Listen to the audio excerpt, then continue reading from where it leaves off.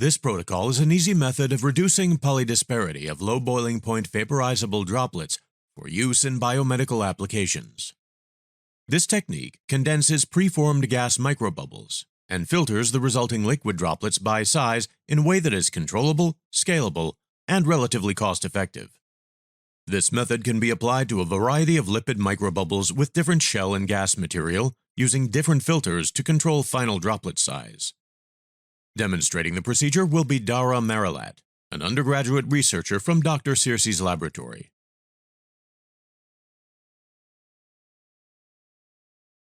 Turn on the power switch for the sonicator and set the amplitude to the maximum allowed using the microtip attachment, and ensure sonication time set to 10 seconds.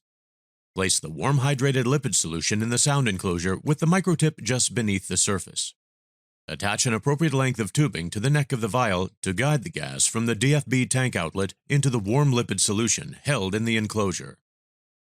Open the tank valve slowly until the gas can be seen flowing over the lipid solution, causing slight ripples on the surface of the liquid. If the gas flow is too high, the solution will overflow during microbubble formation. Start the sonicator and run it for 10 seconds continuously to generate microbubbles. After sonication is over, immediately close the DFB tank valve.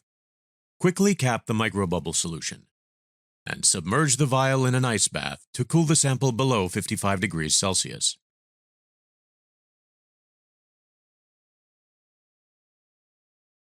Use a 200 nanometer ceramic filter to assemble the high-pressure extruder according to the user's manual, and place it in the center of a